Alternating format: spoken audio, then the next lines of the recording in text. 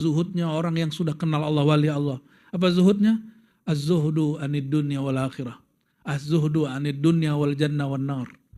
Zuhudnya tidak menatap kepada dunia dan juga tidak menatap kepada akhirat. Dia menatap kepada Rabbud dunya wal akhirah. Yang ditatap adalah pencipta dunia dan akhirat. Tidaklah dihitung sholat 2 rakaatnya orang yang zuhud itu sedikit. Kamu lebih pilih sholat 2 rakaat atau masuk surga? Baru jawabannya tadi apa? Sholat 2. Nah, gimana? Udah begitu belum? Paham? Dikasih pilihan sholat 2 rakaat atau surga. Kalau kolbunya sudah zuhud, pilihannya apa? Ya, cuma saya belum memandang diri saya benar-benar zuhud. Saya sedang belajar zuhud. Gimana antum sudah zuhud ya? Zuhud itu beda dengan miskin. Miskin itu tidak punya materi. Zuhud itu materi, mau di tangan atau tidak di tangan, punya atau tidak punya, kolbunya tidak melirik sama sekali. Maka ciri-ciri orang zuhud, dia mudah untuk melepas kepunyaannya. Maka ciri-ciri orang zuhud suka berbagi, suka sedekah. Sudah begitu belum?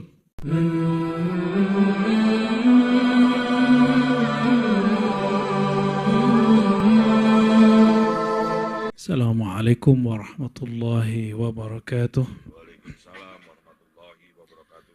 Alhamdulillahilladzi fataha quluba ibadihi bil hikami wal mawa'izi. Asyhadu an la ilaha illallah ala sayyidina Muhammad sayyidil hukama'i wa sayyidi al awliya'i wal anbiya'i wal mursalin. وسلام الله على جميع الصحابة والتابعين والأولياء والعلماء الصالحين إلى يوم الدين أمين رب العالمين. أما بعد اللهم أخرجنا من ظلمات الوهم والجهل إلى المعرفة والعلم. اللهم يا نور يا من هو نور على نور املأ قلوبنا بنورك وجعلنا نورا وجعلنا أنوارا بحق سيدنا محمد صلى الله عليه وسلم نور الأنوار amin ya rabbal alamin. Masuk ke hikmah yang ke-43. Sebelumnya mari kita bacakan suratul Fatihah untuk diri kita sendiri, untuk ruh Sayyidina Muhammad sallallahu alaihi wasallam, dan pengarang kitab ini Al-Imam Al-Arif Billah Ibn Athaillah Sekandari Asy-Syazili. Al-Fatihah. Allahumma bismillah. Ya kenal ya nusin suratul ladzina amta alaihim ghairil maghdubi alaihim waladdallin. Semoga Allah buka hati kita semua sehingga mudah memahami hikmah-hikmah yang Allah sampaikan melalui wali-walinya, dan berniat malam ini mempelajari kalam Allah, mempelajari kalam Rasulullah yang disarikan oleh Imam Ibnu Athaillah As-Sakandari. Jadi hikam itu pemaknaan terhadap kitabullah. Ya, kalau kita keliru baca ini, aman Bang Dik. Tapi kalau keliru memahami Al-Quran, ya itu berbahaya. Tapi kalau keliru baca hikam, ya paling disebut jahil atau mukhti. Keliru, salah.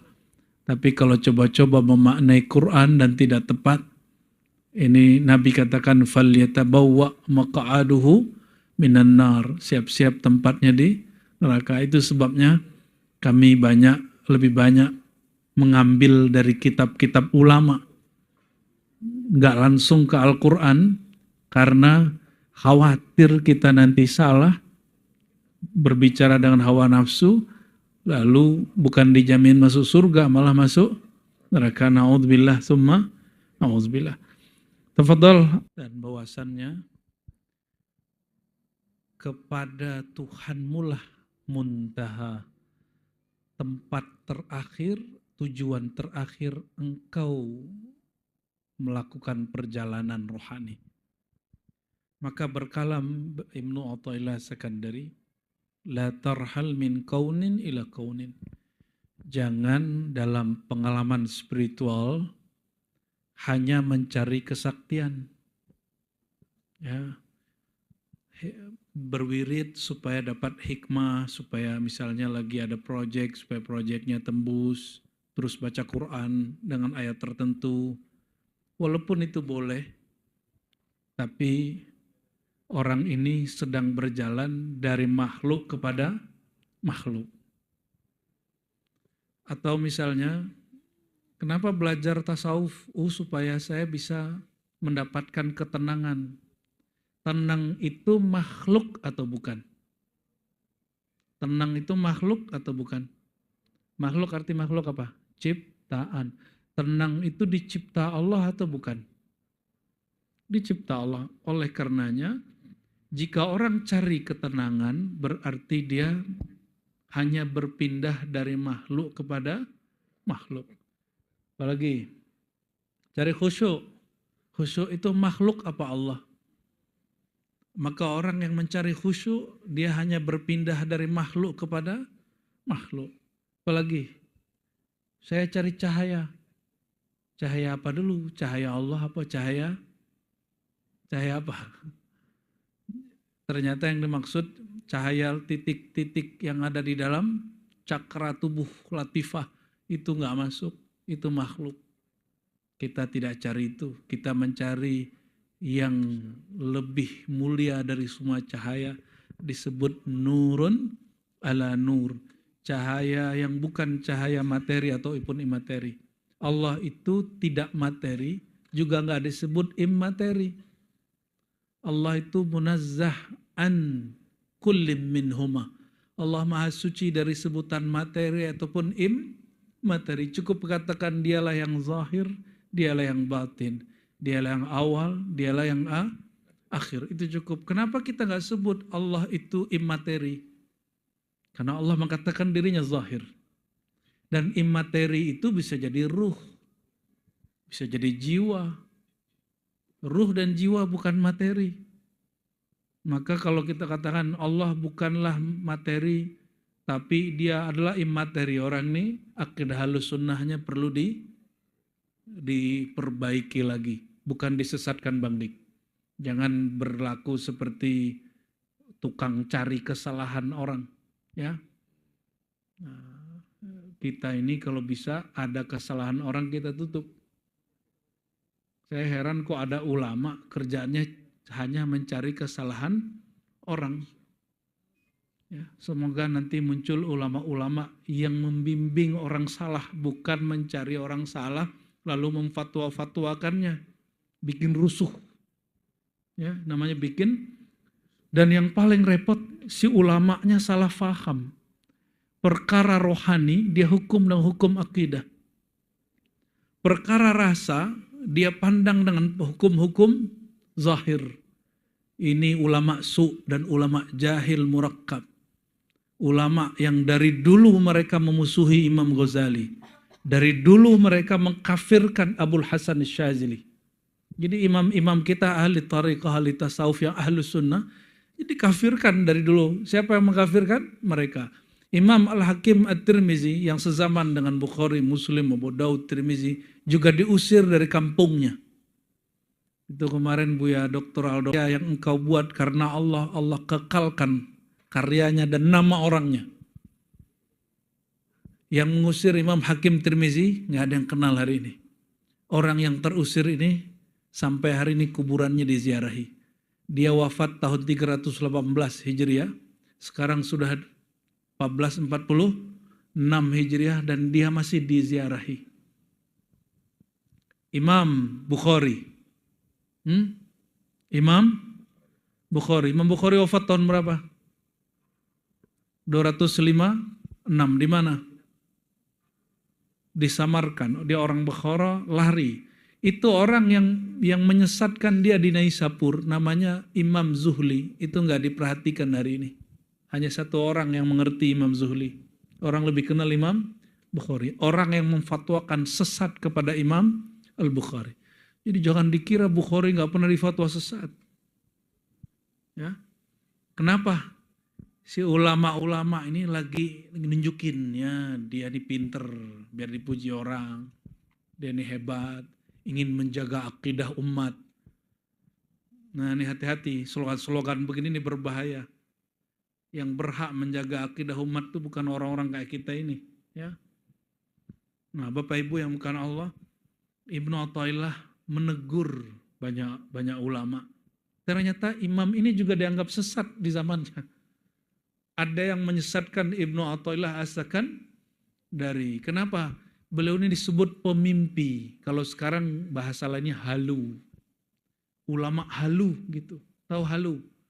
Suka ngayal, khayal. Ya. Dituduh tukang mimpi dan mengikuti mimpinya. Itu yang nuduh hari ini namanya gak disebut sama sekali dalam sejarah Islam. Dan beliau yang dituduh sampai hari ini masih dibaca kitabnya. Dan kitab Hikam ini salah satu kitab yang paling sering dibaca setelah kitab Sahih Bukhari. Setelah Sahih Bukhari, kitab yang paling viral di dunia Islam, kitab Al-Hikam dan diterjemah ke banyak bahasa. Dan alhamdulillah kita termasuk bagian dari golongan itu. Alhamdulillahirabbil alamin. Apa thariqah pengarang kitab ini? Thariqahnya Syaziliyah. Apa mazhab dia? Dia mazhabnya Maliki. Apa akidah dia? Akidah dia Ahlus Sunnah Asy'ariyah. Sesama Asy'ariyah dulu sesat menyesatkan juga. Ya, malu-maluin tuh ulamanya tuh. Ya, kalau ada ulama begitu Allah akan lenyapkan namanya. Belum dia mati nama dia sudah gak dikenal orang. Ya, karena dia mencari perhatian makhluk dengan fatwa-fatwanya. Sedangkan yang difatwakan tidak terbersit, dia mencari perhatian makhluk.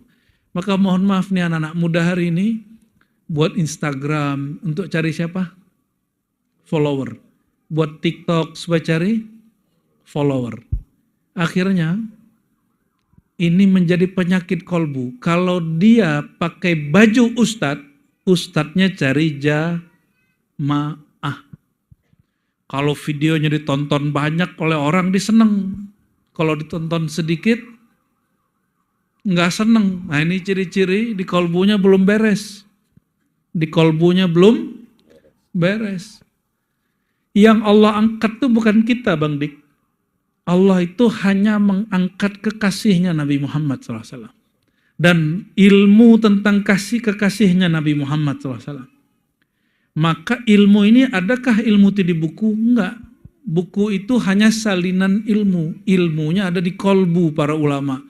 Maka siapa yang di kolbunya ada ilmu tentang Sayyidina Muhammad SAW, orang ini diangkat. Asbab dia berilmu tentang Nabi Muhammad SAW. Jadi yang diangkat Allah siapa? Nabi Muhammad. Antum coba-coba hancurin orang yang di kolbunya ada nur Nabi Muhammad SAW.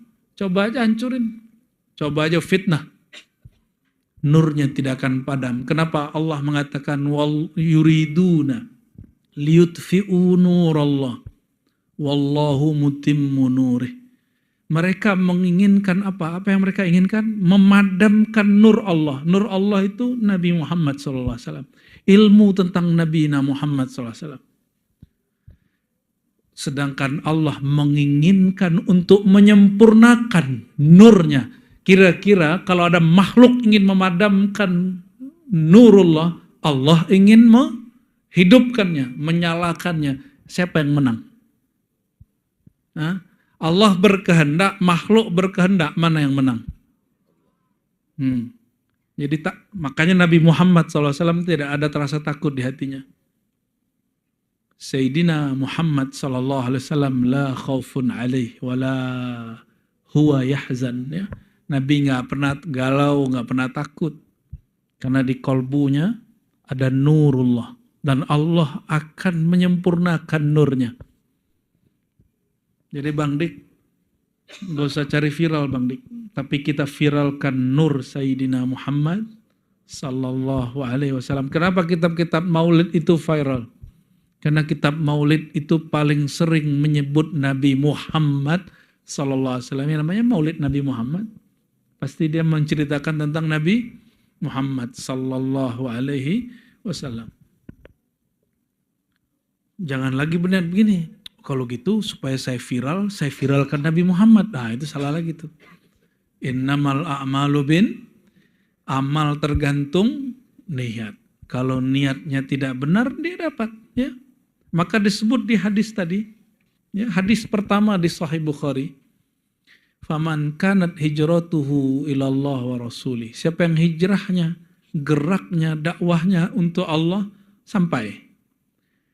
Yang dakwahnya, hijrahnya, pergerakannya untuk dunia. Apa dari dunia? Di dunia ini ada dua, materi dan materi. Materi duit. Materi apa? Popularitas, viral. Ya, punya pengikut yang banyak. Nah, itu dunia. Lalu disebutkan ya, awimra'atin ya, yankihuha, atau ingin urusan syahwat. Maka disebutkan fahijratuhu ila ma hajara ilaih. Hijrahnya hanya sampai ke situ. Dia berpindah dari Mekah ke Madinah, tapi yang berpindah hanya fisiknya, rohaninya belum berpindah. Maka teman-teman semua, di dalam bab thariqah, salah satu adab kita sebelum zikir kita baca ilahi anta maksudi. Itu adab. Itu ajaran Nabi Allah Khidir kepada Sayyidina Syekh Abdul Khaliq Al-Ghujudawani, kawan daripada Syekh Abdul Qadir Al-Jilani qaddasallahu sirrahum al-aziz. Apa kata beliau? Sebelum engkau berzikir, bacalah ilahi anta maksudi. Ya Allah, bantulah aku untuk meluruskan niatku hanya kepada engkau. Waridhaka matlubi, ya Allah, izinkan aku mendapatkan ridhamu. Kalau Allah sudah ridha, zikir enak gak enak, yang penting Allah ridha. Salat khusyuk gak khusyuk, yang penting Allah ridha. Ya, begitu Bang Dik. Maka di sini ada ungkapan ya, coba didengar ungkapannya. Saya sering menyebutkan ini. Imam Abu Sulaiman Ad-Darani. Imam siapa? Abu Sulaiman Ad-Darani. Imam Abu Sulaiman Ad-Darani ini imam salafus saleh atau masuk surga? Mana? Mana yang dipilih Bang Dik? Salat. Ngeri kali Bang Dik. Salah ya? Benar, cuma alasannya apa? Alasannya dimanapun bersama Allah. Walaupun di kolong jembatan. Go to Allah. Promosi dia. Abu Sulaiman Darani ditanya, kamu pilih surga Firdaus atau sholat 2 rakaat? Apa jawaban beliau? Untuk sekarang aku pilih sholat 2 rakaat. Kenapa? Karena aku bernafsu untuk masuk surga. Cuma kalau saya ditanya, dulu saya jawabnya seperti Imam Ad-Darani, sekarang saya sudah revisi Pak. Kita sudah Firdaus setiap pagi dan petang pasti memandang Allah Subhanahu wa taala. Beliau ini ternyata ilmu rasa, ilmu ma'rifat itu berkembang. Boleh dong kita beda sama ulama dulu, boleh gak? Boleh, kan ini bukan bab akidah, ini cuma bab rasa. Ini hanya bab rasa. Di mana kita tempat jumpa dengan Allah? Di sorga apa di dalam sholat? Mestinya sholat, tapi apakah sholat antum itu layak untuk dijadikan media jumpa dengan Allah? Layak gak? Belum, jujur. Kabar gembiralah, bikinlah orang-orang rindu masuk surga. Kenapa? Karena di surga itu ada kenikmatan yang zahir, ada kenikmatan yang batin. Yang zahir kawin. Makan. Ya. Benar, apa lagi? Jalan-jalan. Nikmatnya semua. Tapi ada nikmat yang batiniah. Yaitu jumpa dengan Allah Subhanahu wa ta'ala. Laula ru'yatullah fil jinan ma nashtaqu ilaiha. Kalau bukan karena memandang Allah itu tempatnya di adalah hadratil firdausil a'la, di hadrat firdaus, maka kita tidak akan merindukan surga. Jadi kita merindukan surga bukan karena dia surga, bukan karena dia tempat yang menyenangkan, tapi surga itu tempat memandang Allah Subhanahu wa ta'ala. Ya. Seandainya semua nikmat dikasih tapi tidak dikasih jumpa dengan Allah, fala nastaquha, kita nggak perlu merindukan surga. Sudah bisa mendudukkan faham? Jadi kita harap surga bukan karena surga. Surga itu makhluk bukan.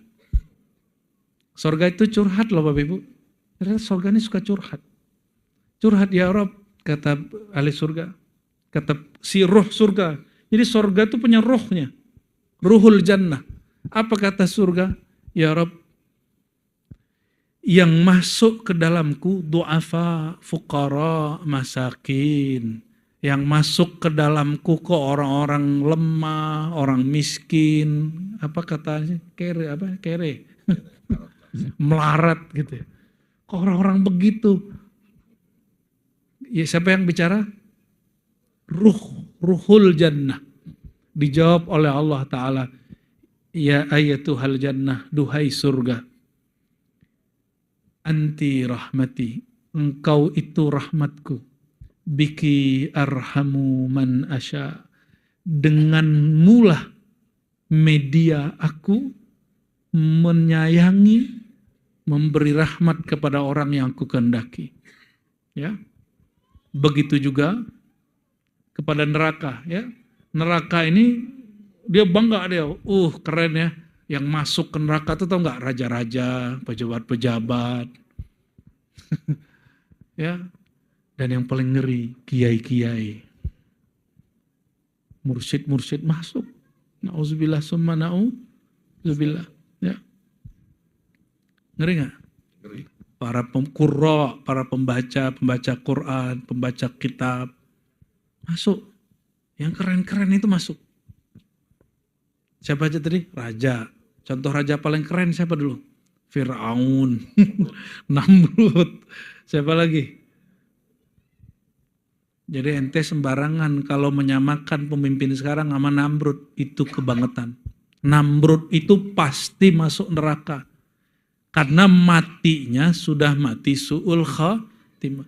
Kalau pemimpin sekarang nggak beda paham sama kita nggak dapat kebaikan dia, jangan pastikan dia langsung sama dengan Fir'aun. Yang bicara begitu, dia telah melanggar etika dia sebagai seorang hamba Allah. Yang tidak tahu masa depan. Bahwa akhir nafas kita nggak ada yang tahu. Dan saya khawatir seperti yang dikatakan Nabi Muhammad SAW, apa yang beliau katakan? Orang yang mengkafirkan orang lain dan tidak terbukti yang dikafirkannya kafir. Faqad ba'a bihi ahaduhuma, maka tuduhan kufurnya kembali kepadanya. Maka saya sampaikan kepada siapapun yang sudah kebelanjur, yang sudah terlanjur mengkafirkan orang yang belum tentu kafir, segera merevisi dan bertobat kepada Allah, minta maaf kepada orang itu. Ya, dan minta ampun kepada Allah. Karena itu wilayahnya Allah, bukan wilayah kita. Kalau kritik-kritik aja, ada pemimpin menurut kita nggak adil, kritik aja. Tidak usah kemudian mencaci maki. Namun manhaj ulama sufiyah yang mayoritas, pemimpin didoakan diilhami kebaikan. Diilhami jadi orang adil, menjadi orang yang penuh rahmat. Bukan kemudian ngomelin mulu, caci maki terus. Nah ini bedanya para sufi dengan ulama-ulama ahlul ulum wal rusum, ya. Orang-orang pakar intelektual dong. Ya, dipancing dikit supaya jamaahnya senang, maka dia mulai mencaci para pemimpin. Ya. Ini belum ada yang berani nih, karena presidennya jenderal ya. Saya kangen tuh dengerin orang yang ngumpat-ngumpat itu, masih berani nggak dia? Ya, pengen lihat tuh nongol nggak mukanya. Akhirnya yang dikata-katai wakilnya mulu. Dasar ente takutnya ke makhluk, bukan pejuang hakiki. Bukan pejuang hakiki. Tapi mohon maaf nih, ingat manhaj ribat, manhaj ahlus sunnah bermazhab akidah Asy'ariyah Maturidiyah. Mazhab Imam Syafi'i. Tasawuf Imam Junaid, Syazili, Naqsyabandi, Qadiri, dan yang mu'tabar yang lainnya. Mauqif sikap kita terhadap pemimpin apa? Kita maunya negara kita, bangsa yang dirahmati. Maka dalam hadis dikatakan sebaik-baik negeri, sebaik-baik pemimpin, yang pemimpinnya mendoakan kebaikan rakyatnya, rakyatnya mendoakan kebaikan bagi dia. Pemimpinnya disayangi, rakyatnya pun disayangi. Nah, kita maunya yang begitu. Itu gimana cara mewujudkannya? Mulai doain. Ya jadi antum kalau nggak sepakat nggak usah ngaji di ribat. Mohon maaf. Ribat mendoakan kebaikan untuk para pemimpin dimanapun dia, negara apapun dia. Oh kita bukan mau kritis boleh. Emang kita nggak kritis? Kita semua kritis kok. Dan teman-teman ini terpelajar semua. Samping saya MA, walaupun mukanya masih unyu-unyu kan. Magister itu Bang Dik. Paling kritis di ribatnya orang nih salah satunya. Ada Dr. Aldomi itu juga ngeri tuh kalau bicara tuh. Ada Buya Asfi, faqih, ahli muhaddis, ya, khatam kutubus sittah. Ternyata pakar juga tasawuf. Di kita nggak ada kita ngomongin buruk pemimpin. Dari dulu, dari awal ribat muncul, bahkan sebelum pra-ribat muncul, itu teman-teman Buya Asfi sangat mengerti mauqif saya. Ya, pandangan saya. Bukan karena takut si ini jenderal, enggak. Dari dulu kita sudah begitu. Ya, walaupun saya nggak nyoblos presiden sebelumnya, kita nggak pernah doain dia buruk. Coba antum track, ya, cari kembali kajian-kajian saya yang lama. Walaupun saya dicaci oleh jamaah, dibentak pakai takbir, kita nggak kemudian berubah. Kenapa? Yang diajarkan guru-guru kami, mursyid-mursyid kami di Thariqah, dilarang mendoakan buruk bagi pemimpin. Kecuali si pemimpinnya sudah mulai menghina agama kita. Oh kalau itu jihad kita Bang Dik. Jihad kita langsung. Emang gua takut jihad ya? Kita nggak takut jihad Pak. Kita takutnya berlaku jahat. Ya, jangan sampai jihad kita itu jahat. Allahumma salli ala Sayyidina Muhammad wa ala ali Sayyidina. Sholatnya langsung merasakan jumpa dengan Allah, maka jawabannya cocok. Pilihlah sholat 2 rakaat, jangan pilih masuk surga. Tapi saya yakin sholat Bang Dik Isya tadi buru-buru. Mau berangkat nih gitu. Jujur Bang Dik, ya kan? Tuh kan, nyampe ke kita Bang Dik. Udah kebayang nih berjumpa. Menunggu Grab. Jadi kalau mau sholat, jangan pesan Grab dulu. Enggak begitu buru-buru. Sholat itu nunggu dipandang, ditatap Allah. Bukan nunggu Grab. Allahumma sholli ala Muhammad. Keceplosan nih. Gak tahan deh. Jadi kalau Bang Dik ahlus syuhud, orang yang pasti bermusyahadah selalu setiap saat dengan Allah, jawablah, saya pilih sholat 2 rakaat. Dulu saya kepedean Bang Dik, saya jawab begitu. Ternyata guru kita bilang ente gak boleh kepedean. Ya, walaupun dikasih musyahadah, dan selama orang sekali memandang, dihitung selama-lamanya memandang. Tapi semakin kesini saya belajar kok merasa nggak pantas ya. Kita nggak pantas. Ya, jangankan itu Bang Dik. Ada orang jadi pemimpin hari ini. Kita deket-deket aja nggak dibolehin kok sama watim presnya. Ya bukan watim pres, apa namanya? Protokolernya. Ya, dianggap nggak pantas gitu. Paham nggak maksudnya? Itu baru makhluk. Kira-kira orang kayak kita ini pantas nggak masuk ke hadirat Allah Subhanahu Hadirat Allah itu kayak masjid. Masjid itu bolehkah orang yang junub masuk? Kata Ibnu Athaillah, junubus salikin al-ghaflah. Junubnya orang-orang para pesuluk yang sedang berjalan menuju Allah, hatinya lalai. Maka kullu ghafilin sahibu junubin. Orang yang lalai hatinya, dia dihitung junub, dan wala yu'zan lahu ayyahdura fil hadrah al-qudsiyah. Maka dia tidak diperkenankan masuk ke hadirat suci Allah Subhanahu wa ta'ala. Nggak diundang, karena kita masih kotor, ya. Ya. Dan banyak ulama kita yang belajar ini dan kalamnya bagus. Ya. Tapi sudah selesai, ya. Jadi siapa yang menghina, ini ada hadis di Imam Tirmizi.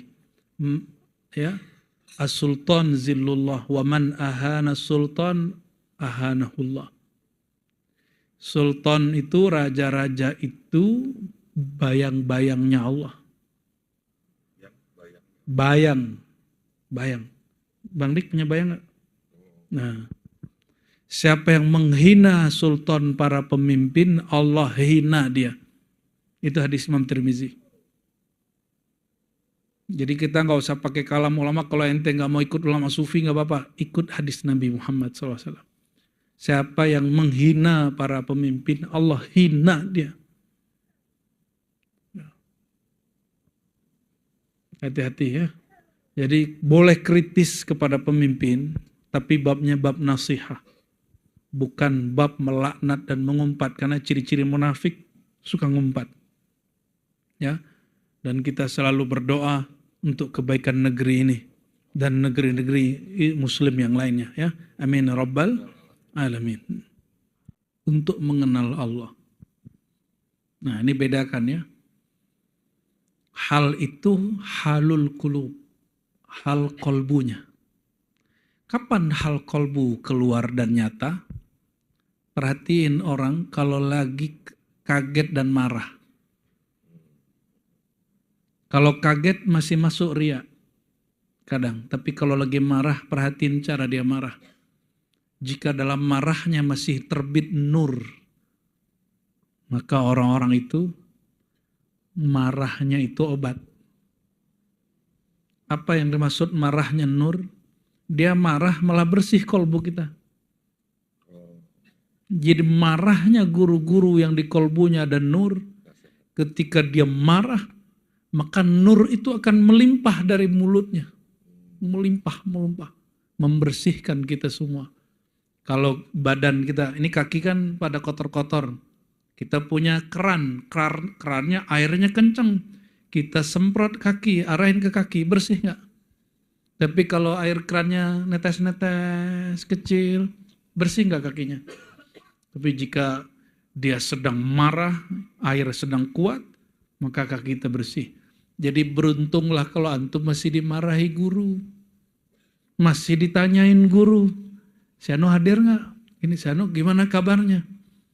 Tapi kalau sudah nggak ditanya guru, sudah nggak ditegur guru, siap-siap namanya sudah dihapus dari kolbu kekasih-kekasih Allah. Jadi guru itu marahnya berkah, apalagi senyumnya. Diamnya berkah, apalagi kalamnya. Kalamnya dirindui, diamnya disegani. Itulah al-mursyid al-kamil, mursyid yang Allah sempurnakan batinnya. Ya, semoga kita diberikan guru begitu. Amin ya rabbal alamin. Lalu disebutkan di ujung kalimatnya, wala yadullu 'ala Allahi maqaluh, ya. Wala yadulluka 'ala Allahi maqaluh. Kamu nggak perlu bersahabat dengan orang yang kalamnya tidak mengarahkan engkau ma'rifatullah. Nah, ini sudah marah Ibnu Athaillah, marahnya begitu doang. Kalau punya sahabat, punya komunitas, punya majelis, punya guru, cari guru yang kalamnya isinya ma'rifatullah. Ya. Coba lihat di ribat selama ini, guru-guru ribat, omongannya kitabullah, sunnah Rasulullah, alhamdulillah ya. Ma'rifatullah. Ma'rifat itu diringkas jadi 4. Nah ini ada orang nanya, kenapa Haikal Ma'rif dibaca terus? Ya, Haikal Ma'rif itu apa aja? Ahadzatullah, Ahmad Ruhullah, ayo sama-sama. Ahadzatullah, Ahmad Ruhullah, Muhammad Habibullah, Al-Mahdi. Nah, ini ada teman-teman kita nanya sebagian, gak hanya dari jiran, dari Indonesia juga banyak yang nanya. Kalau saya nggak baca Al-Mahdi Khalifatullah gimana Buya? Saya tanya, ente takut sama siapa? Takut sama makhluk? Takut sama mufti? Takut dengan siapa? Iya, saya khawatir nanti difatwain sesat. Nih perhatiin, Dajjal itu ada nggak di rukun iman ke-6? Atau yang ke-5? Percaya nggak disebut. Tapi kita wajib nggak percaya Dajjal bakal datang? Wajib nggak? Hadisnya sahih nggak? Mutawatir. Mutawatir itu qat'iyyus subut. Pasti benar. Dan sama hadis tentang Imam Mahdi, hadisnya mutawatir qat'iyyus subut. Pasti sahih. Wajib diterima. Mengingkari kedatangan Al-Mahdi atau mengingkari adanya Al-Mahdi itu bagian dari 2 aja, orang jahil atau emang orang sesat. Justru yang mesti difatwakan sesat itu yang gak percaya ada Al-Mahdi. Kalau orang percaya dengan Al-Mahdi lalu salah meyakini si Mahdinya, dibimbing orangnya, jangan difatwain sesat.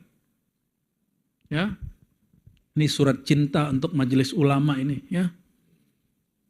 Kalau ada orang nggak percaya Al-Mahdi, itu yang difatwakan sesat ajarannya. Tapi kalau ada orang, dia keliru memahami tentang Mahdi, dikira mungkin si Fulan Mahdi, si Fulan Mahdi. Ini kewajiban ulama membimbing, bukan langsung menfatwakan sesat. Ini menfatwa-fatwa aja.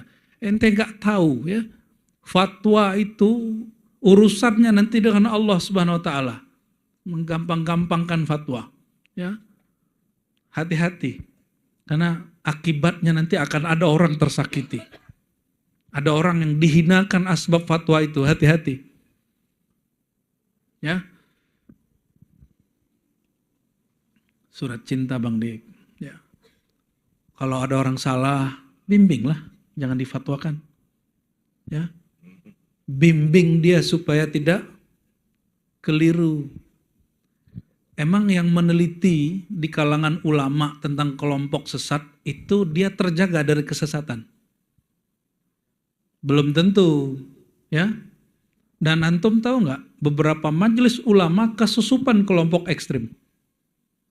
Nah ini tugas, maka ulama-ulama yang wasati, ulama-ulama yang moderat wajib masuk ke majelis ulama. Ya mesti ada. Sepakat? Ya, mesti masuk ke semua wilayah itu. Biar tidak kesusupan. Ya, majelis ulama yang kita cintai, yang kita hormati, jangan sampai kesusupan kelompok ekstrim atau ulama su yang busuk hati. Ya, kita doakan nih ada buya-buya kita yang jadi pengurusnya. Semoga diperbanyak orang-orang yang hatinya baik. Amin ya rabbal alamin.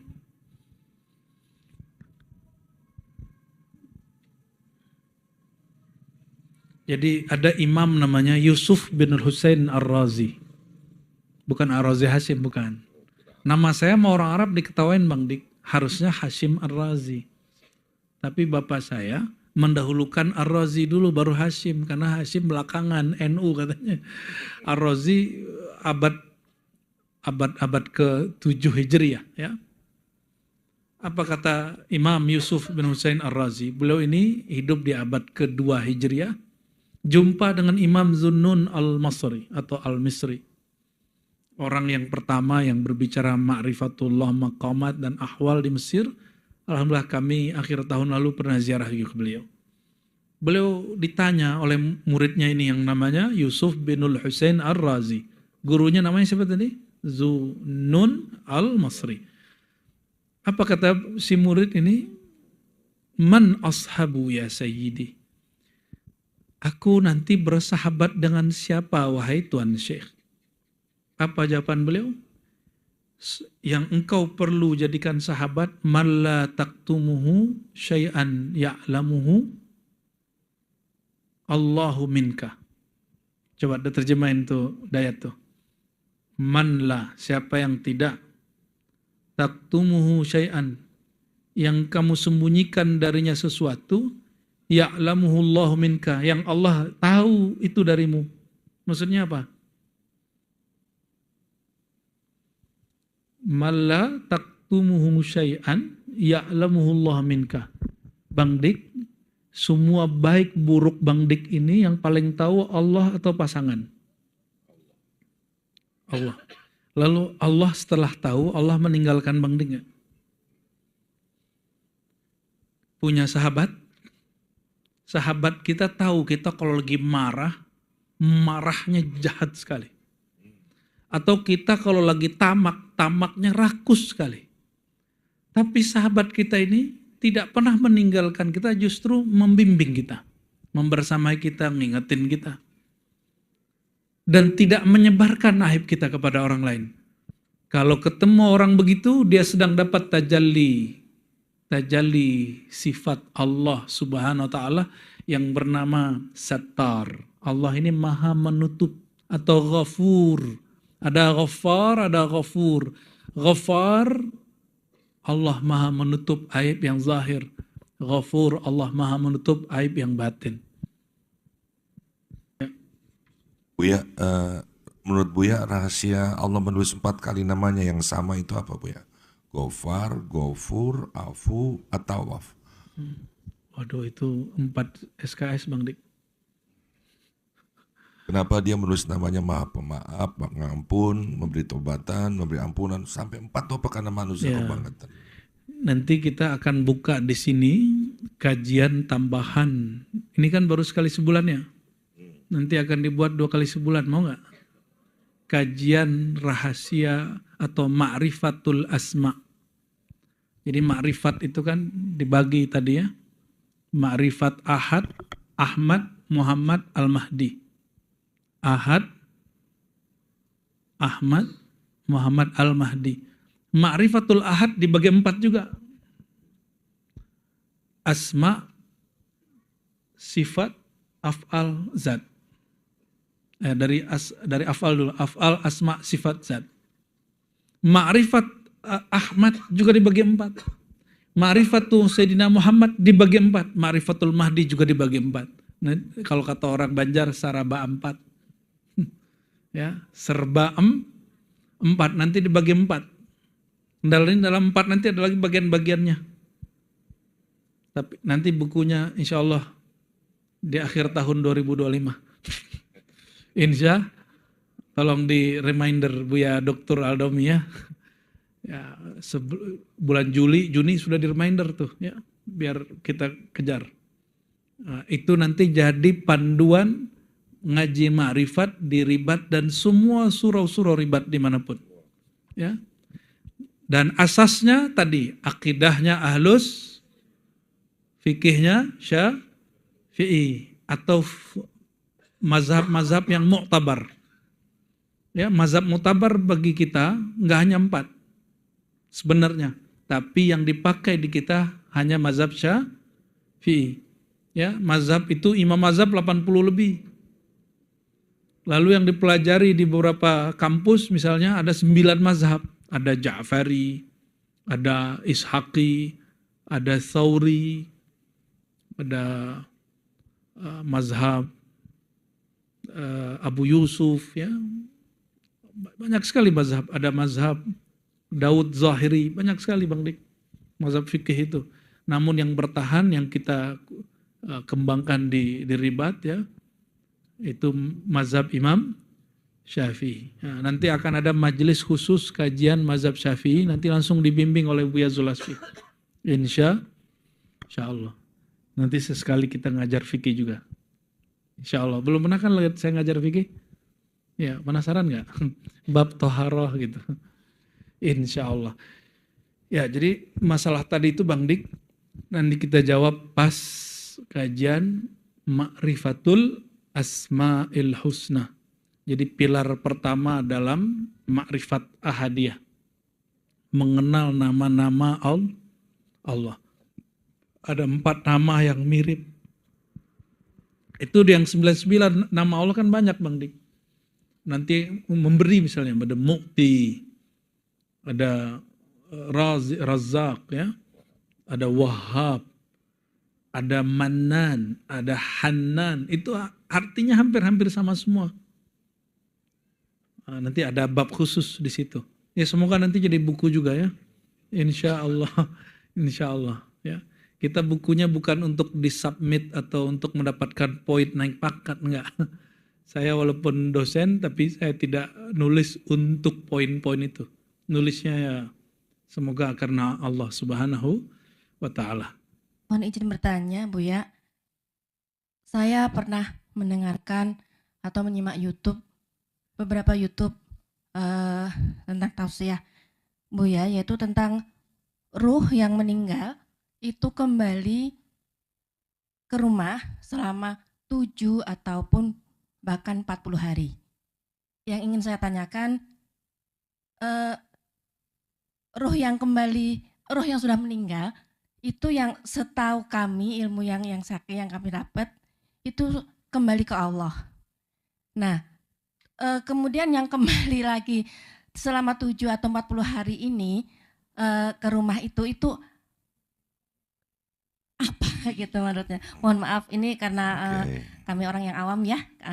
Hal ini saya tanyakan karena ada beberapa teman juga yang menanyakan kepada kami, sedangkan kami buta tentang ilmu ini. Terima kasih jawabannya. Sama-sama. Assalamualaikum warahmatullahi wabarakatuh. Waalaikumsalam warahmatullahi. Itu yang arwah pasti ada yang ketinggalan. Baik, pertanyaan bagus ya.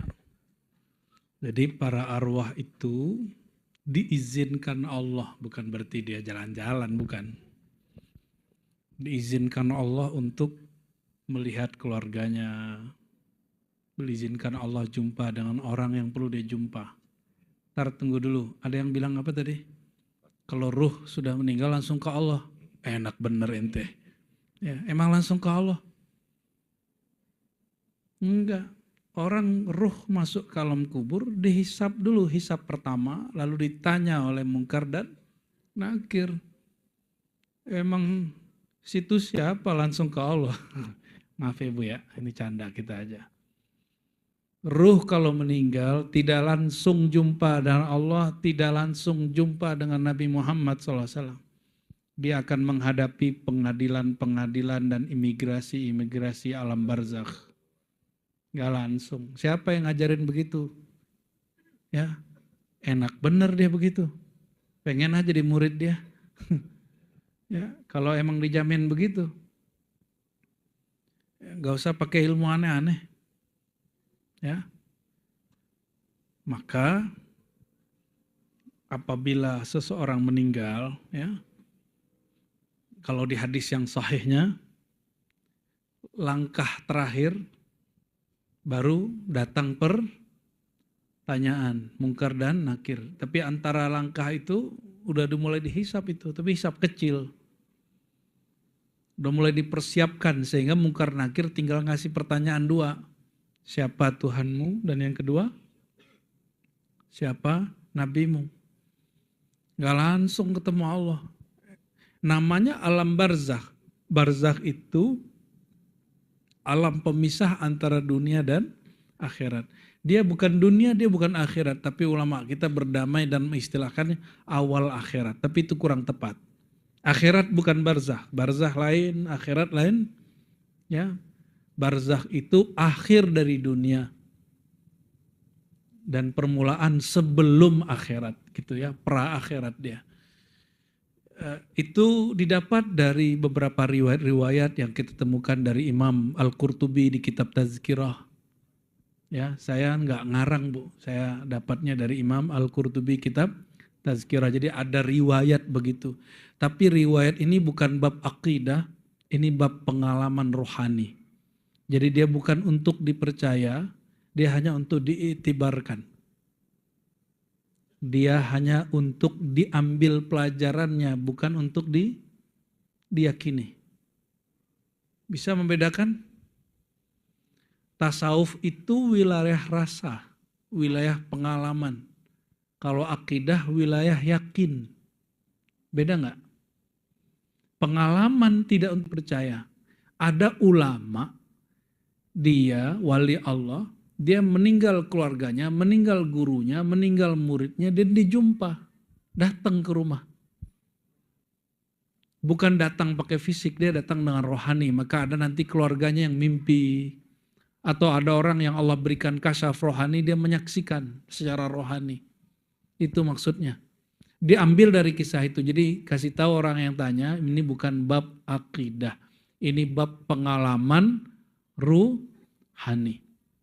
Contoh nih ada Imam Junaid meninggal. Belum nyampe 40 hari muridnya mimpi. Bertanya muridnya, wahai tuanku, wahai tuan syekh,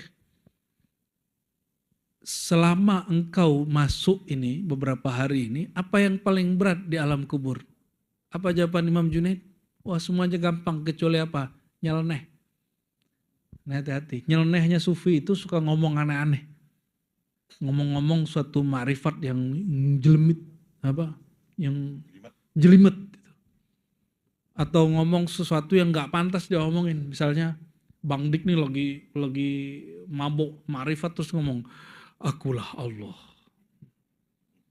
Gitu itu, yang begitu tuh susah hisapnya. Ya malaikat juga bingung. Ini orang mau dihisap pakai siapa? Pakai apa caranya? Ukurannya apa? Karena nanti kalau ditanya, siapa Tuhanmu? Dijawab, akulah Allah. Kan gila, malaikat bingung jawaban begitu ya. Nah, nanti yang menghisap dia langsung Allah itu, bukan malaikatnya. Mungkin Bang Dik modus biar langsung ketemu Allah. Jadi gitu ya Ibu ya. Ibu siapa tadi? Bu Murni ya. Jadi bedakan wilayah akidah dengan wilayah pengalaman rohani. Jadi saya rujukannya kitab Tazkirah Imam Al-Qurtubi, ada beberapa kisah yang menyebutkan itu, dan juga kitab Ar-Ruh Ibnu Qayyim, imamnya Salafi. Kalau Qurtubi mazhabnya Maliki, dia punya tafsir Al-Qurtubi, punya syarah Muslim, syarah Qurtubi, dan punya kitab favorit saya dari remaja. Jadi umur 13 tahun saya baca kitab itu. Belum lancar baca kitab, saya sudah baca mukhtasar dari Imam Sya'raninya. Ya. Wallahu a'lam bissawab. Ini sindiran untuk kita yang terlalu dan sering merasa aman kalau berbuat buruk. Sering orang ngomong gini, seandainya saya ini salah, tentu Allah sudah siksa. Ya. Seandainya akidah saya salah, pasti nggak ada lagi orang ikut saya. Ya. Seandainya saya ini sesat, pasti rasa zikirku hilang. Kalimat-kalimat seperti ini kalimat berbahaya. Maka beliau mengatakan, rubama boleh jadi kunta musian, engkau melakukan suatu keburukan atau adabmu buruk. Fa'arakal ihsana minka sohbatuka ila man huwa aswa halan minka. Karena engkau berkawan dengan orang yang tidak berkualitas, lebih baik darimu, engkau tetap merasa baik. Jadi bersahabat, kenapa pendahuluannya tadi? Janganlah bersahabat dengan orang yang halnya tidak membangkitkan rasa bertuhanmu, kata-katanya tidak mengenalkan engkau kepada Allah.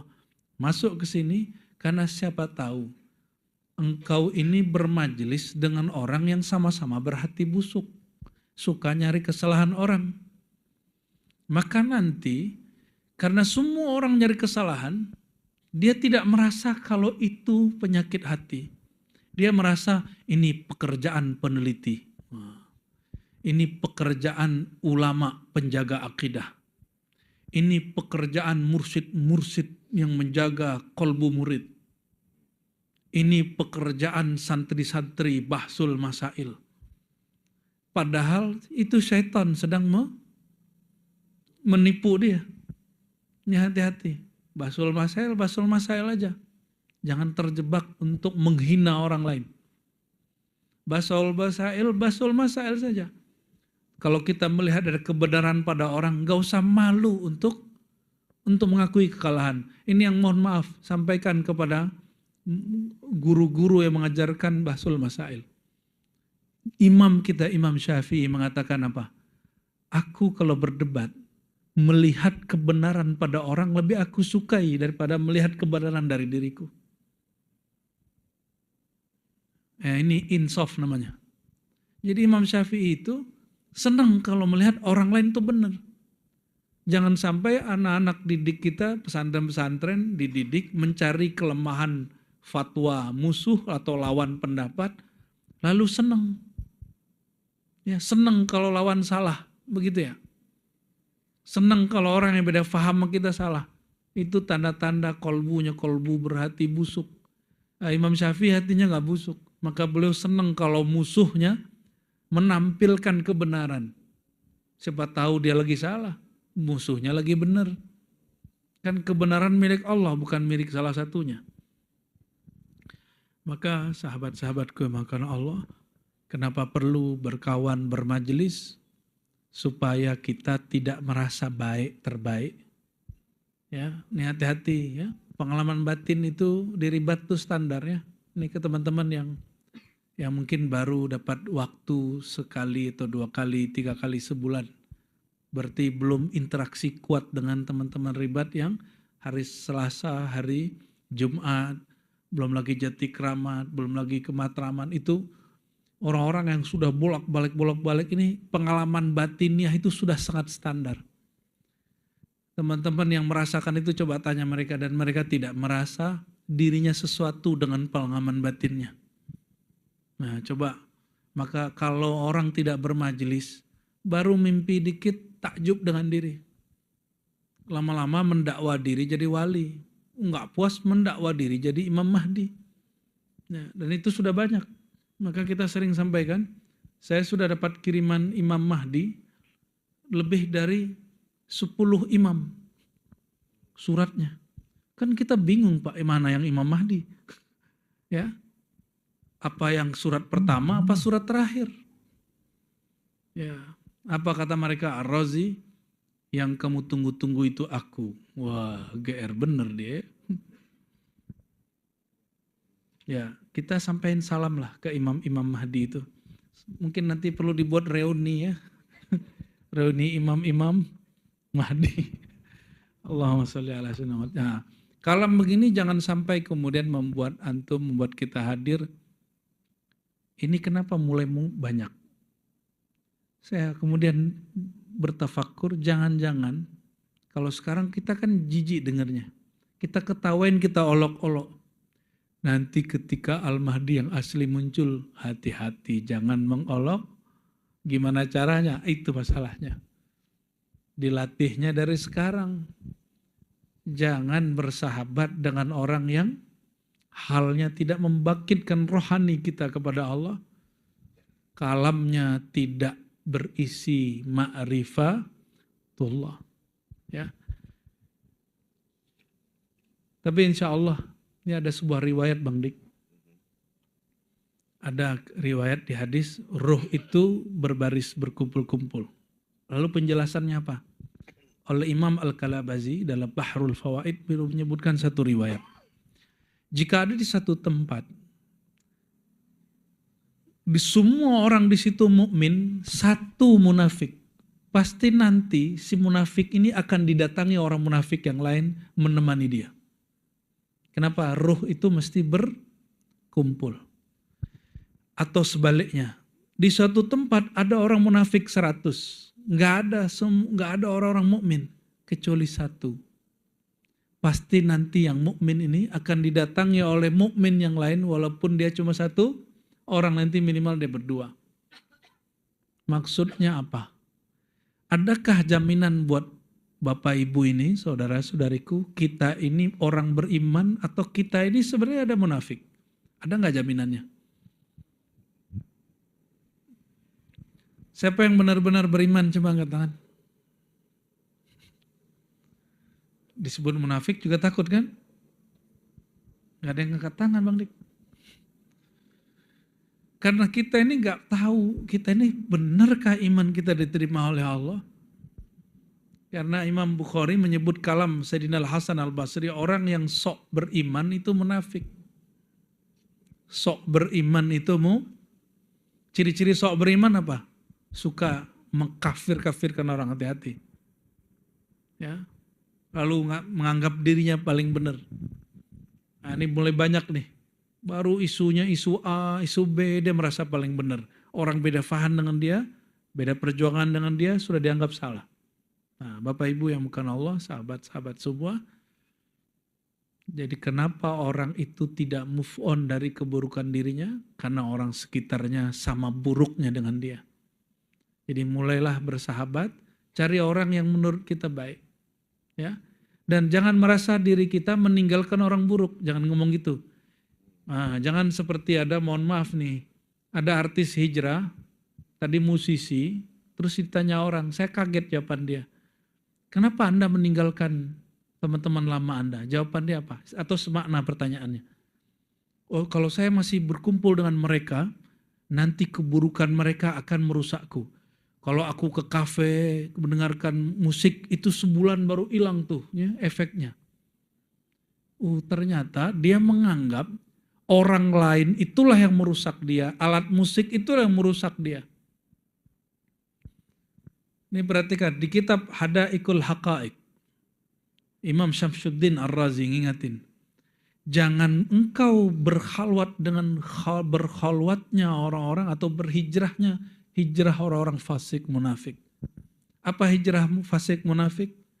Dia meninggalkan keburukan makhluk karena dia mengatakan makhluk-makhluk itu merusak aku, maka aku tinggalkan mereka. Jadi kenapa enggak bermajelis lagi sama kawannya? Karena kalau saya bermajelis dengan kawan-kawan mereka merusak diriku. Tapi khalwat hijrah yang benar, apa hijrah yang benar? Meninggalkan kawan yang lama, khawatir keburukan kita nyebar sama mereka. Itu yang benar. Menurut imam-imam ahli khalwat dan hijrah. Jadi kenapa kita meninggalkan majelis atau komunitas lama kita? Karena kita merasa diri kita buruk dan kita memperburuk sesuatu yang buruk.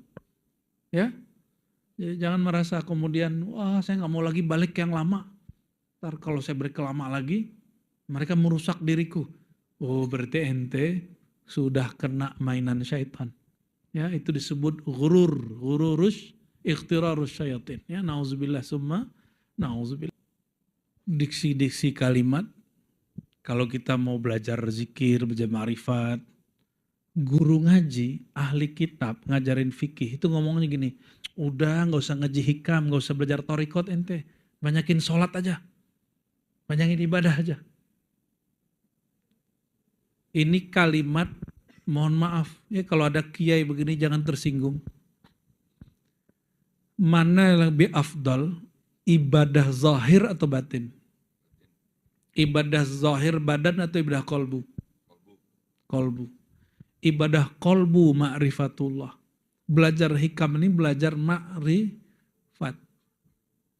Dan Nabi SAW mengatakan orang belajar satu bab ilmu lebih baik daripada sholat 100 rakaat. Di riwayat Ibnu Majah ada lagi kalimat 1000 rakaat. Ini dalil bahwa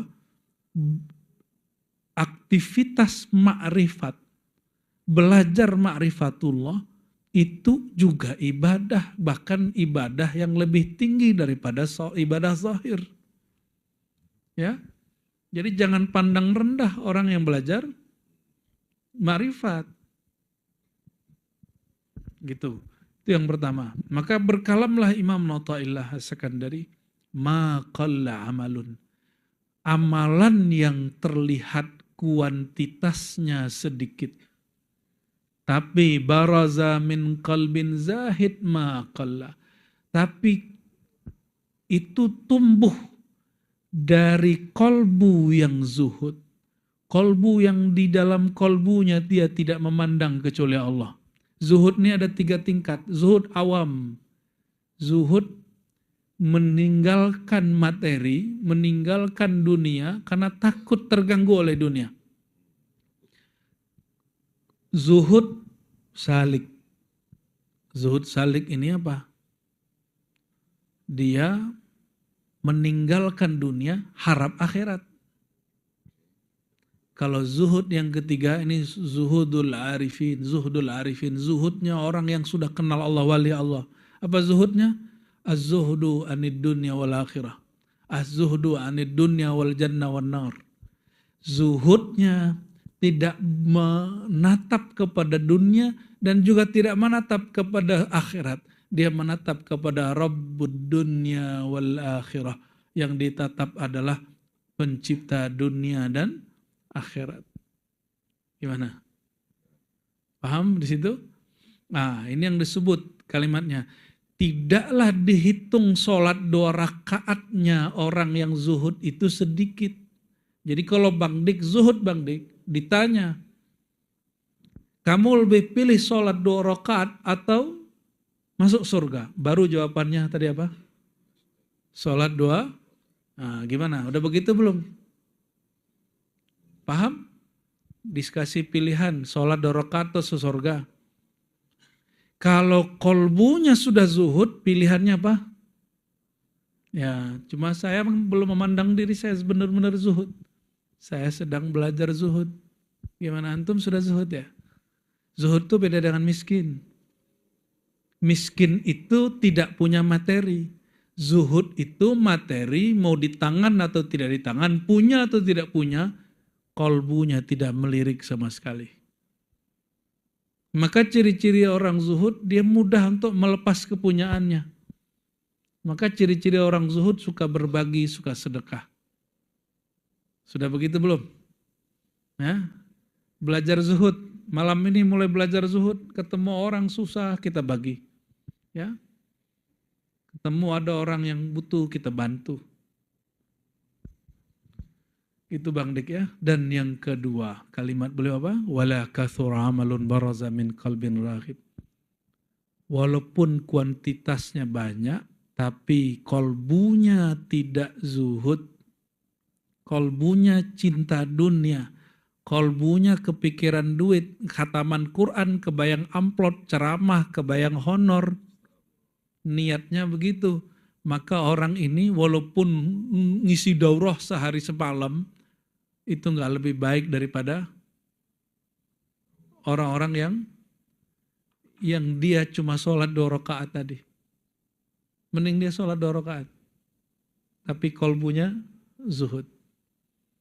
Maka siapa yang diberi kezuhudan oleh Allah, banyak-banyak ibadah sholat. Itu sholatnya lagi tinggi tuh. Ya. Kalau saham ilahiyahnya lagi tinggi Bang Dik. Ya.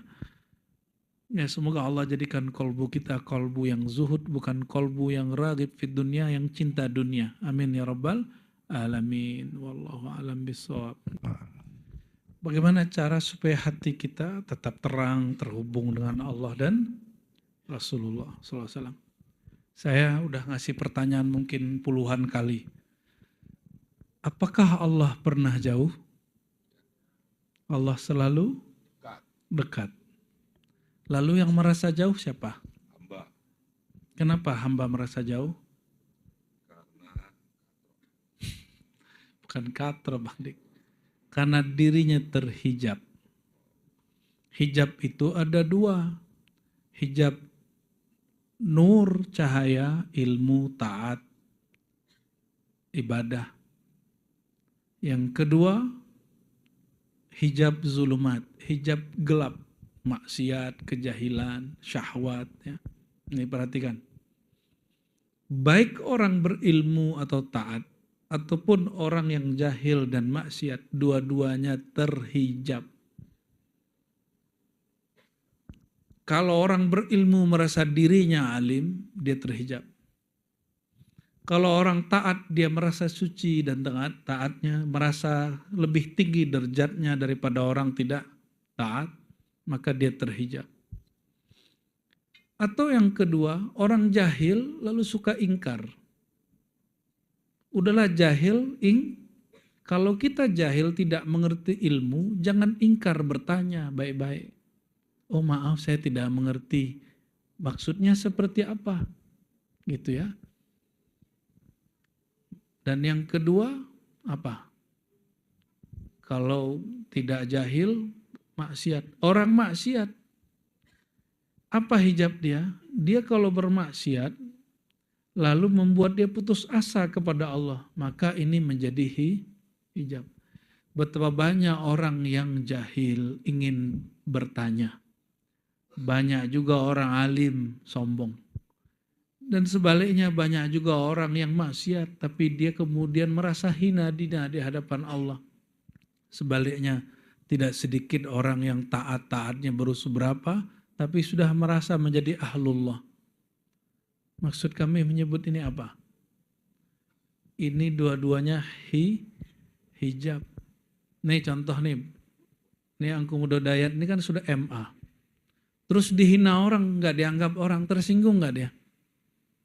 Dianggap bukan berilmu sama orang, dia tersinggung nggak? Kalau dia tersinggung, berarti ilmunya jadi hijab.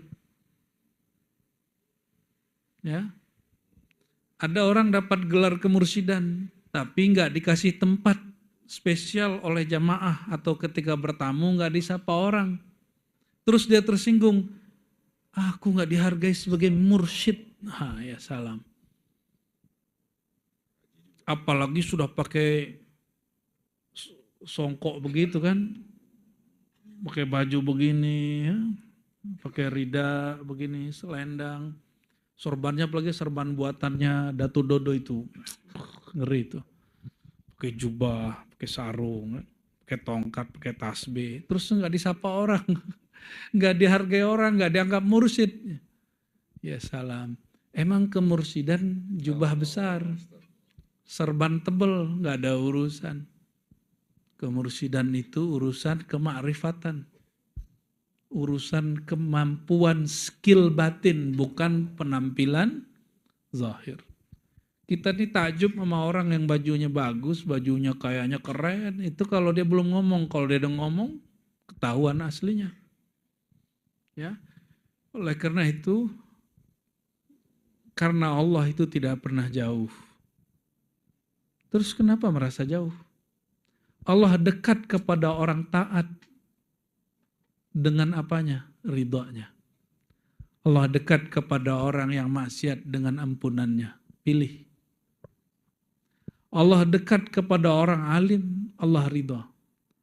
Allah dekat kepada orang jahil, Allah tutup aibnya. Sattar, Ghaffar. Tinggal pilih. Sama-sama dekat. Jadi dekatnya Allah kepada orang alim, kepada orang jahil sama enggak? Tapi rasanya orang ini beda-beda. Ya. Jadi yang berbeda itu rasa. Allahnya berbeda, Allahnya sama.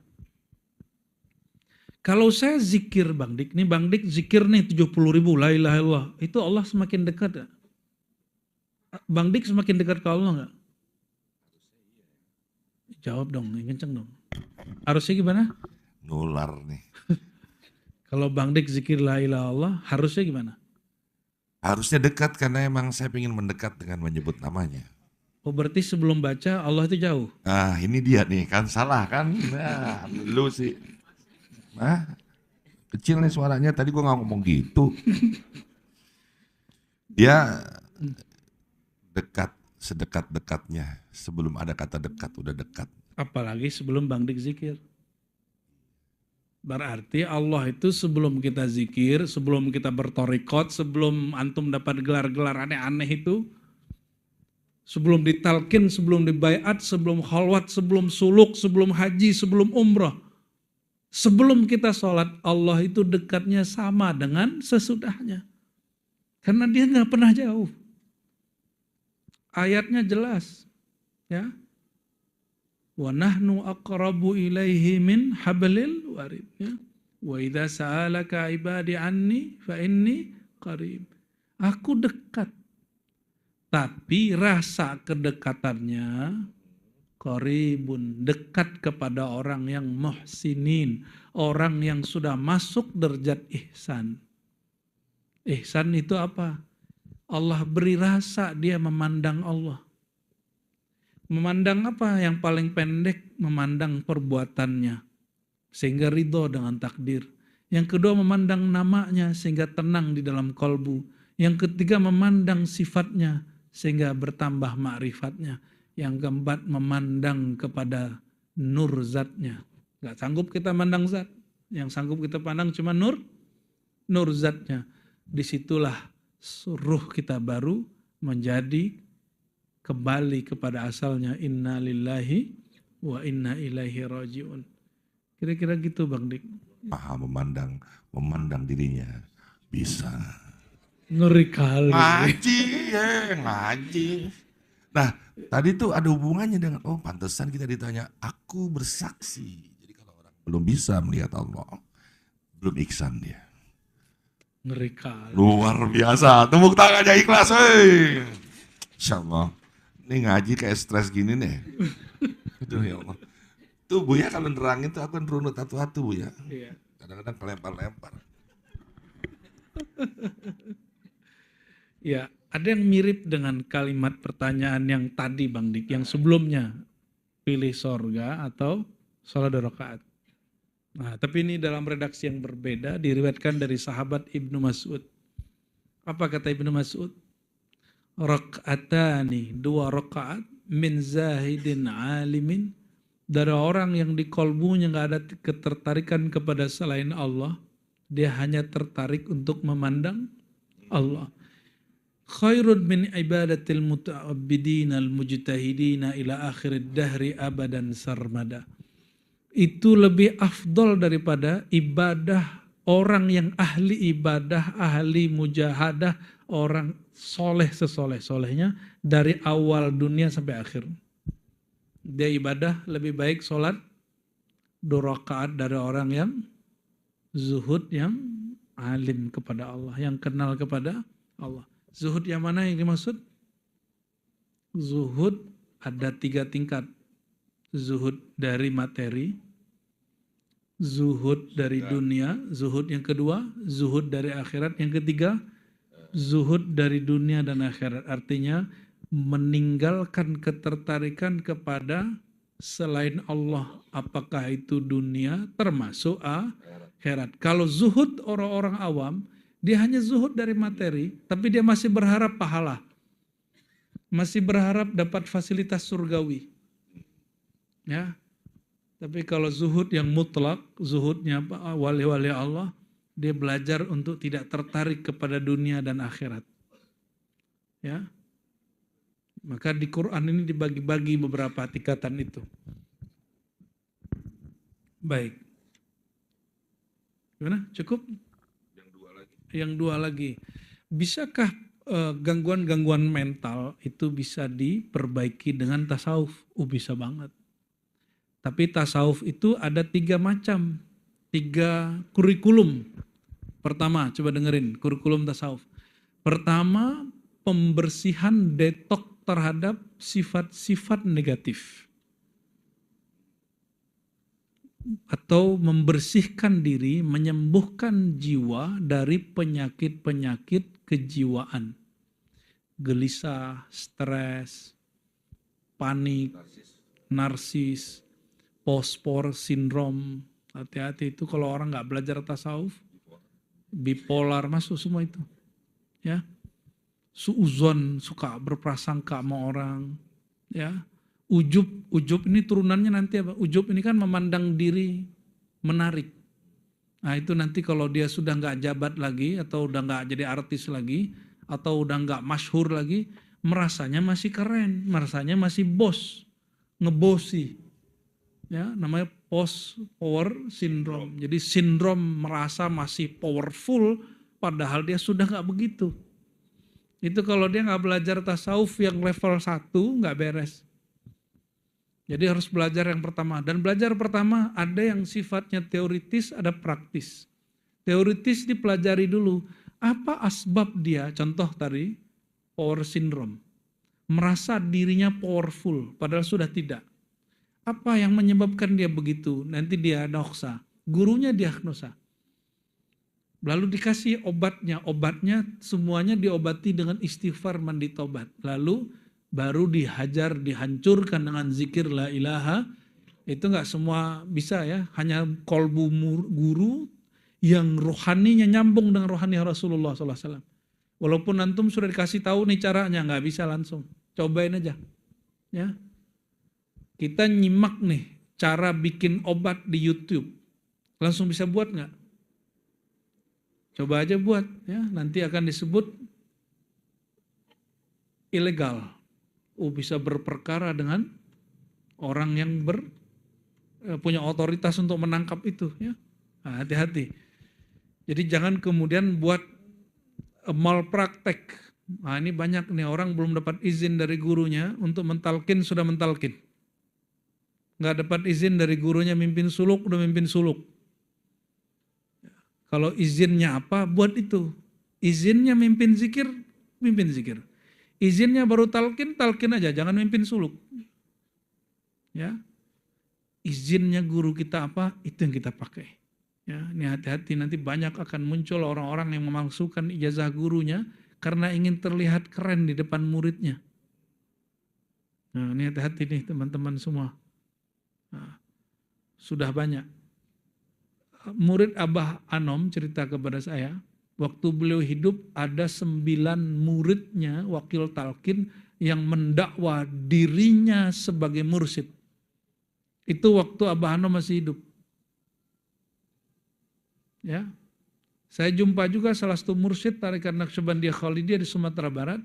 Ya, dia tidak angkat seorang murid yang sudah masyhur di kalangan jamaah, tapi si murid ini sudah mendakwa dirinya jadi mursyid. Nah, itu terjadi. Nah, semoga ini jauh dari kita semua ya. Amin ya rabbal alamin. Kalau dia sudah menipu gurunya, dia sedang menipu Allah Subhanahu wa ta'ala, dan itu berbahaya. Dia sedang menipu murid, dan paling parah menipu dirinya sendiri. Dia bukan mursyid, tapi dia memursyid-mursyidkan dirinya. Ya. Jadi itu bisa diobati. Obatnya disebut dengan, ada riyadatun nafs, ada tazkiyatun nafs. Ini disebut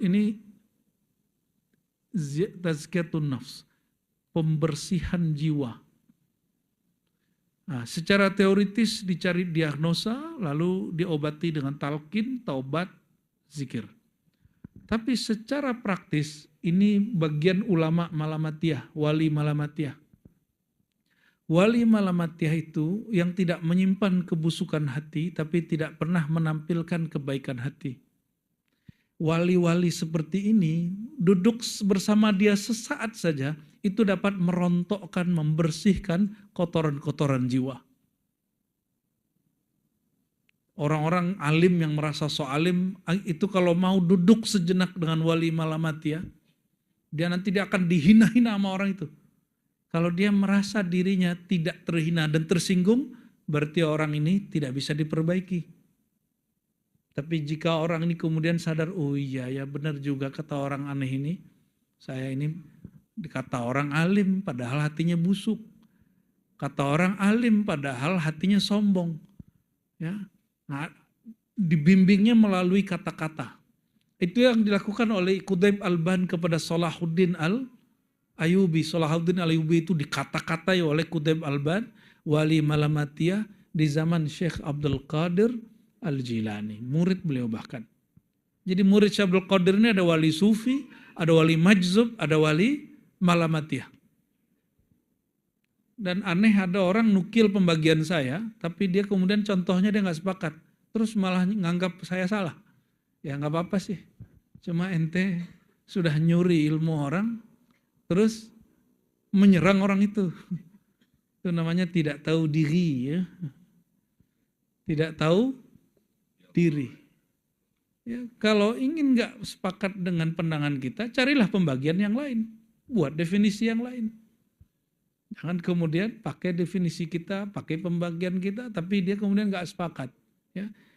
Ruhnya haus dengan kajian ma'rifat kita, tapi nafsunya dia nggak mau, karena takut di stigma sesat karena ikut dengan kajian kita. Tuh, masih takut sama jamaah. Gimana tuh nasibnya? guru, mursyid, dai, takutnya sama jamaah, nggak takut sama Allah. Takutnya sama netizen. Ya, tidak takut dengan Allah, ya, yang maha menciptakan netizen dan citizen itu. Ya mulailah. Ya, ini bagian dari zuhud. Zuhud dari komentar-komentar, zuhud dari puja-puji. Jadi zuhud itu salah satunya tidak mengharapkan pujian dan tidak sedih jika dicaci. Itu ciri-ciri orang zuhud dunia. Tidak harap dipuji, tidak sedih kepada kawan-kawan yang tidak sesat, lalu ada ulama memfatwakan sesat. Saya sampaikan, kamu jangan sedih dianggap sesat. Emang kamu sedang mencari perhatian si ulama itu? Kan enggak? Kita sedang mencari perhatian Allah. Kepada para pendakwah yang diusir oleh jamaah, oleh orang kampungnya, atau dimusuhi orang-orang kompleknya, jangan sedih jika ente memang benar dan mengetahui bahwa ilmunya bersanad kepada Rasulullah SAW. Ya, kembali ke Allah. Rasulullah kan pernah juga diusir, pernah juga dikata-katai, dan beliau tidak menyalahkan orang. Ini perhatikan, ciri-ciri orang zuhud ketika dia ditolak, disakiti, dia nggak salahkan orang lain, dia salahkan dirinya sendiri. Nah, mulai menatap diri kita, tidak usah menatap kesalahan orang lainnya. Semoga Allah bantu kita untuk zuhud. Ya, maka kita minta Allahumma inna nas'aluka zuhda. Ya Allah, kami memohon kepada Engkau sifat zuhud. Ya, amin ya rabbal alamin. Jadi bisa Bang Dik disembuhkan dengan bertasawuf. Kalau bertarekat belum tentu. Kalau bertarekat kenapa belum tentu? Ayo kenapa? Bertarekat itu baru proses. Kalau tasawuf sudah hasil. Tapi untuk bertasawuf mesti bertarekat. Jadi jangan heran. Kok banyak di dunia tarekat orang saling caci mencaci. Berebut-rebut jadi mursyid. Kelompok tarekat ini ngejek tarekat itu. Kenapa? Dia baru ahli tarekat, belum ahli tasawuf. Kalau sudah bertasawuf, insya Allah dia tidak begitu lagi. Karena sifat kemunafikan sudah Allah bersihkan dari dirinya. Maka ada tasawuf yang kedua. Kurikulum tasawuf kedua apa? Setelah membersihkan, menyembuhkan penyakit kejiwaan. Yang kedua apa? Orang itu setelah disembuhkan, misalnya nih Bang Dik ada penyakit di badan. Kalau diobati, itu obatnya akan dapat merusak badannya. Maka pengaruh obatnya harus dibersihkan dan dia diberikan vitamin, suplemen atau yang menguatkan badan. Nah, maka disebut dengan tahliyatun nafs. Memakaikan, memberi vitamin-vitamin rohani. Dan itu guru yang tahu. Guru yang tahu, ya. Itu caranya bisa dua juga. Pertama dengan pertama dengan ngaji ilmu, yang kedua dengan beramal beriadah. Ya. Kenapa orang bertarekat tidak sukses? Karena dia tidak mujahadah. Dia baru riadah tapi tidak mujahadah. Apa beda riadah dan mujahadah? Riadah itu latihan. Ingin mengecilkan perut. Ya. Latihan setiap hari, tapi tidak mujahadah. Apa arti mujahadah? Berjuang serius. Kurangi karbonya, disiplin waktunya, cukup istirahatnya. Tidak menjaga dietnya. Sama. Jika ingin mengurangi karakter-karakter buruk dalam diri, mesti riadah diulang tiap hari, zikirnya diulang tiap hari, diulang. Terus serius.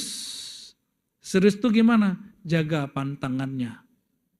Jadi kenapa bertarekat suluk gagal? Biarlah suluk santai, tapi berkualitas daripada suluknya serius, ketemu orang serius. Ada yang begitu suluk? Ya, banyak suluk begitu, tapi hasilnya nol. Kenapa? Dia tidak memantang diri, menahan diri dari pantangan yang pertama dan kedua. Ya. Penyakit marah harus disembuhkan, asbab marahnya apa, lalu kemudian disuntikkan kepada orang itu sifat sabar. Gimana caranya? Belajar ma'rifatullah. Belajar dulu ma'rifatullah, baru diamalin. Lalu dibacalah kisah-kisah orang-orang sabar. Jadi mendengar pengajian itu, mendengar kisah-kisah itu nutrisi. Sama kayak kita lagi disuntikkan kepada kita ya imunitas itu. Dan harus mujahadah. Kalau sudah sedang konsumsi obat, jangan makan tangan. Dan sungguh heran wallahi ya, kenapa orang patuh kepada dokter yang zahir, tapi tidak patuh kepada dokter rohani. Patuh kepada orang yang menyembuhkan, yang merawat perkara zahir, tapi tidak patuh kepada guru yang merawat perkara batin. Ya. Barangkali Al-Mahdi Khalifatullah Al-Fatihah.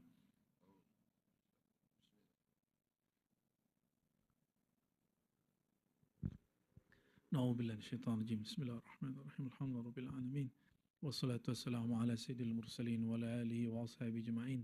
Allahumma ya alim ya khabir ya alim ya khabir.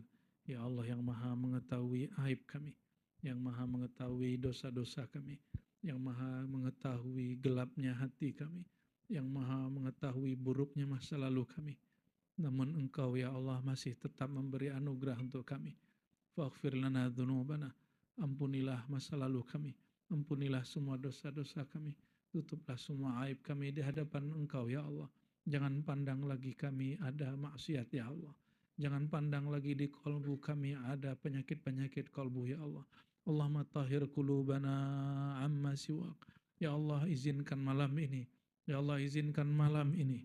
Ya Allah izinkan detik ini, malam ini. Engkau bersihkan kalbu kami dari cinta dunia. Allah bersihkan ya Allah kalbu kami daripada cenderung kepada akhirat. Jadikan kalbu kami hanya cenderung kepada Engkau pemilik dunia dan akhirat. Allahumma rzuqna haqiqataz zuhdi. Ya Allah berikanlah kami hakikat kezuhudan. Allahumma ya Allah ya Halim zayyinna bil hilmi. Ya Allah yang maha halim, yang maha santun.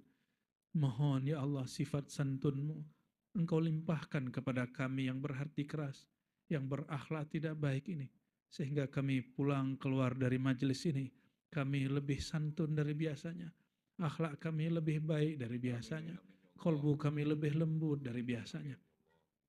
Allahumma ya syafiyal amrad, fi qulubina amrad. Ya Allah, di dalam kalbu kami banyak penyakit dan Engkaulah sang maha penyembuh penyakit. Sembuhkan penyakit-penyakit kalbu kami ya Allah. Di kalbu kami ada penyakit merasa paling hebat ya Allah. Di kalbu kami ada penyakit merasa paling kuat ya Allah. Di kalbu kami ada penyakit merasa paling alim ya Allah. Merasa paling soleh dan taat ya Allah. Merasa paling padahal Engkaulah yang paling segala-galanya. Ampuni ya Allah dan sembuhkan penyakit kalbu kami ini ya Allah. Ya Allah kami masih mencari perhatian makhluk. Kami masih mencari perhatian selain Engkau ya Allah. Ya Allah penyakit ria ini, penyakit mencari perhatian selain Engkau ini ya Allah. Mohon disembuhkan ya Allah. Mohon disembuhkan ya Allah. Ya Allah, nahnu idza ikhtasamna syaddadna. Ya Allah kami jika bermusuhan, kami sangatlah keras dan sangat menyimpan keburukan-keburukan. Menjadi pendendam kesumat. Ya Allah berkat nur Engkau ya Allah. Dengan namamu ya Nur, ya Nur, ya Nur. Bersihkan kalbu kami dari noda-noda. Sembuhkan penyakit pendendam kami ya Allah. Sembuhkan penyakit kalbu kami yang suka mendendam, yang tidak pantas kami mendendam. Ya Allah yang di dalam dirinya ada Rahman dan Rahim. Di dalam diri kami banyak sekali kebencian. Dalam diri kami banyak sekali kemarahan dan kemurkaan. Dalam diri kami ya Allah emosi yang tidak dapat ditahan. Ya Rahman, ya Rahim. Ya Rahman, ya Raif, ya Rauf, ya Rauf, ya Rauf. Izinkan malam ini ya Allah, diri kami dengan nama Engkau ya Jabbar yang mengubah dengan sangat mudah. Bijabrika ya Allah, bijabarutika ya Jabbar, ya Jabbar, ya Jabbar. Ujburna, ya Allah, ubahlah kalbu kami malam ini. dari menghadap dunia menghadap kepada Engkau, dari cinta dunia sekarang cinta kepada Engkau, dari bakhil kepada Rasulullah jadi suka berselawat kepada Rasulullah, Amin ya Allah. dari yang suka emosi, suka marah menjadi lebih lembut dan menjadi lebih penyabar. Allahumma rzuqna al-ikhlas warzuqna ya Rabbana syiddata syauq ilaika wa ila rasulika Muhammad sallallahu alaihi wasallam. Amin ya rabbal alamin. Rabbana atina fid dunya hasanah wa fil akhirati hasanah wa qina adzabannar wasturna ya sattar warhamna ya rahman warhamna ya rahim warzuqna ya razzaq wansurna ya nasir wa ya rahman ya rahim ya Allah ikhtim lana bi husnil khitam ya Allah biha ya Allah bi husnil khatimah wa sallallahu ala sayyidil mursalin walhamdulillahi rabbil alamin. Inna Allah wa malaikatahu yusalluna ala nabi يا أيها الذين آمنوا صلوا عليه وسلموا تسليما لبيك اللهم صل وسلم وبارك عليه. Ya, berjamaah. Ya Nabi salam alaika, Ya Rasul salam alaika, Ya Habib salam alaika, salawatullah alaika. أنت شمس أنت بدر أنت نور فوق نوري أنت إكسير وغالي أنت مصباح الصدور. يا نبي سلام عليك، يا رسول سلام عليك، يا حبيب سلام عليك، salawatullah alaika. Dengan kalbu yang kuat, sallallahu ala Muhammad sallallahu